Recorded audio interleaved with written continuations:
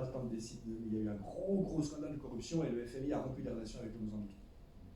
Et donc l'inflation, etc. Mais ça, c'est un peu. En gros, la pauvreté absolue stagne, ce qui est déjà un problème. Mais on ne peut pas dire qu'elle a augmenté. Mais tout le monde sait qu'il y a des rivières d'argent qui sont prêtes à couler au Cabo Delgado, et tout le monde sait que l'élite mozambicaine n'a jamais été si riche. Donc ça crée un mouvement non seulement économique, on veut le partage des richesses, mais de dignité.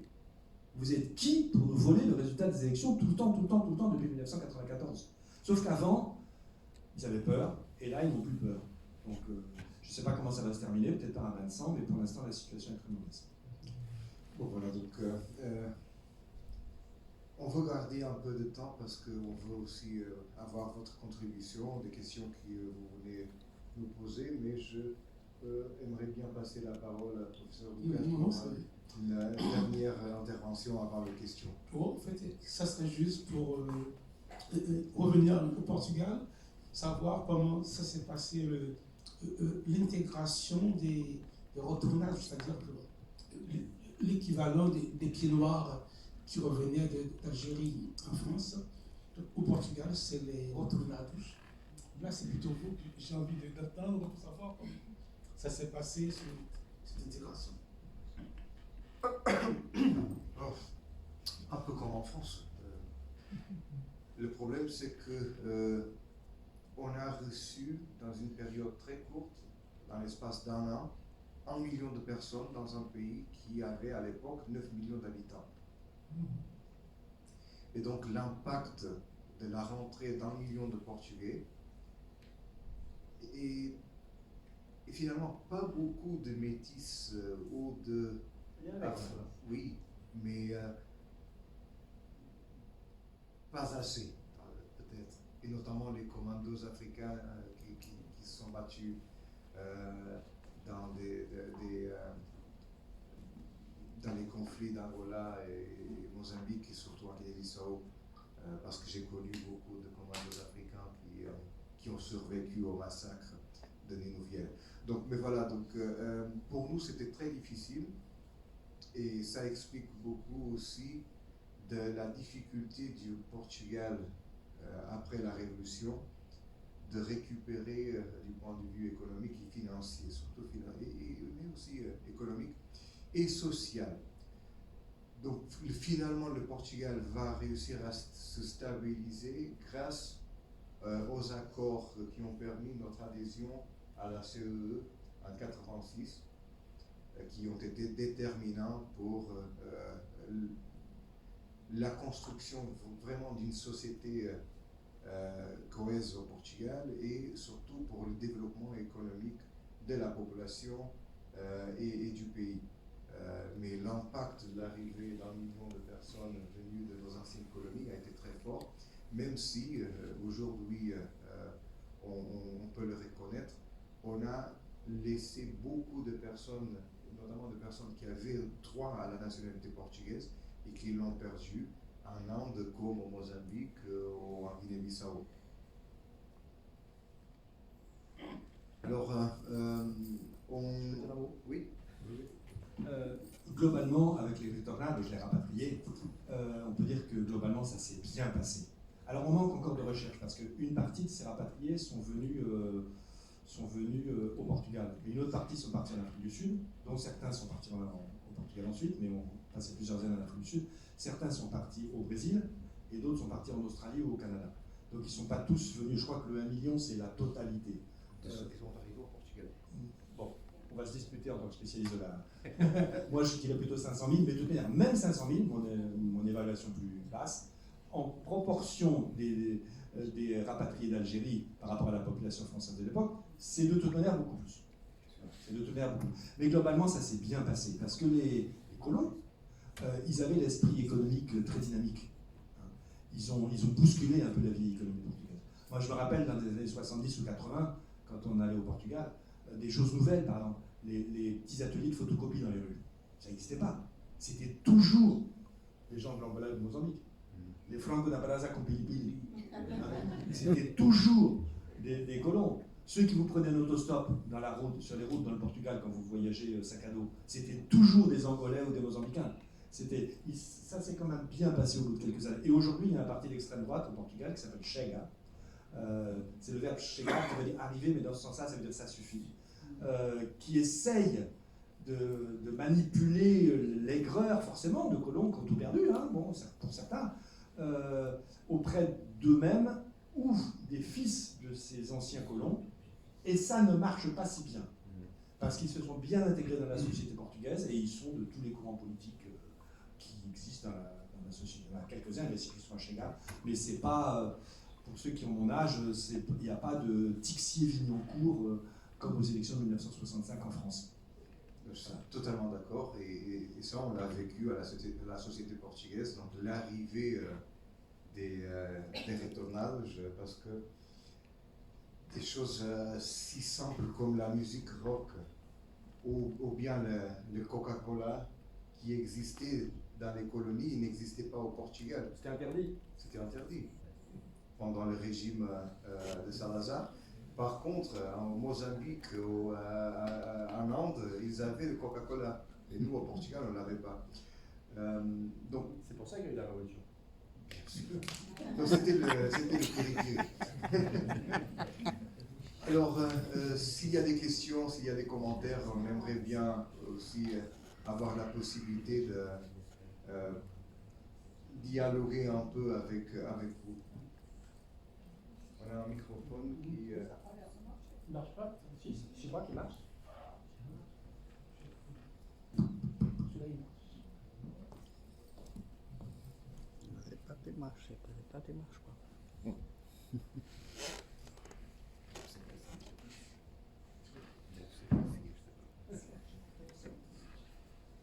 Bien, bonsoir, merci beaucoup pour tous ces exposés passionnants. Peut-être j'aimerais revenir sur ce que Michel Kahn a abordé rapidement, le moral des troupes dans les colonies, et puis peut-être une question qui s'adresse plus particulièrement à Monsieur le Consul, c'est dans quelle mesure aujourd'hui les Portugais, les Portugaises intègrent dans leur histoire de cette très belle révolution des œillets, toute cette histoire coloniale, et dans quelle mesure peut-être ont-ils conscience ou pas du fait que c'est peut-être, ou même sûrement, l'élément déclencheur de cette révolution liée à cette histoire coloniale qui devait absolument se terminer. Merci beaucoup. Donc je passerai la parole très rapidement, mais donc seulement pour vous dire que on a au Portugal aujourd'hui finalement une relation de forte amitié avec nos anciennes colonies. Au moins du côté portugais, je crois que c'est très sincère. Et je crois que le sentiment de la grande plupart de la population portugaise, c'est de regretter le fait qu'on a dû passer par une guerre coloniale pour que ces pays ont pu accéder à l'indépendance. Le sentiment général, c'est que nous aussi, on était sous une dictature, et la libération du Portugal a aussi possibilité la libération de ce qu'on considère aujourd'hui, d'une certaine façon, comme on regardait déjà les Brésil, par exemple, nos peuples frères de l'Afrique, ou voire de Timor-Leste, par exemple. Donc pour nous, je crois que commémorer conjointement les indépendances des colonies, c'est quelque chose que, pour la société portugaise, c'est quelque chose de naturel et que vraiment il faut le faire. Parce que la libération de ce pays, c'est aussi lié à la libération de notre pays au fond de 48 ans de dictature. On regrette finalement la façon dont peut-être que le processus d'indépendance et les 50 ans qu'ils ont d'indépendance ne soient plus stables et qui n'ont pas vraiment abouti aux objectifs qui se proposaient à l'époque des indépendances. Mais là aussi, donc, on partage une communauté des pays de langue portugaise, précisément pour promouvoir cette coopération et pour bâtir un peu ce bâtiment en commun, que c'est la langue. mais c'est aussi une communauté de lusophones. Et quand aujourd'hui on voit la société portugaise, et notamment les partis d'extrême droite qui essayent d'exploiter un peu la présence de minorités d'autres pays, on voit que même Chega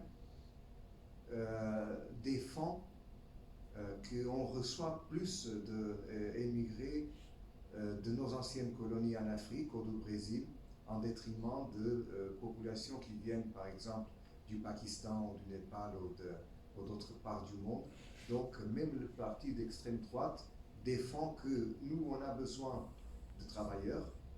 Normalement, on a besoin d'au moins 150 000 travailleurs chaque année. Et donc, ils défendent que les Africains de langue portugaise et les Brésiliens doivent être les primés et avoir priorité de venir au Portugal. Alors, sur l'autre aspect de la question, sur le moral des troupes portugaises, alors, il y a deux choses un peu contradictoires, mais qui ne le sont pas. D'abord, pendant les guerres coloniales, il y a eu très peu de désertion. Attention, je dis bien désertion. C'est-à-dire de soldats qui étaient déjà engagés sur le front et qui s'enfuient. D'abord, c'est pas facile, on est parfois en pleine brousse, etc. Il y en a eu, y compris certains aviateurs qui sont partis avec leurs propres avions, etc. Mais ça a été assez peu... c'est difficile et ça a été assez peu pratiqué, y compris le principal parti d'opposition clandestin sous la dictature, le Parti communiste portugais, n'était pas favorable aux désertions. Il voulait que les jeunes soldats communistes aillent dans la troupe pour faire du travail dans la troupe, ce qui était vraiment très difficile parce qu'à un moment ou à un autre, il fallait bien aller combattre les Africains. Mais en revanche, il y a eu un mouvement très important, non pas de désertion, mais de, comment faut-il appeler ça, tous ces jeunes qui sont partis à pied en France. Il y a 200 000 jeunes qui sont partis en France ou ailleurs pour éviter d'avoir à faire leur service militaire. Donc ça, ils ont voté avec leurs pieds, ça a été extrêmement important.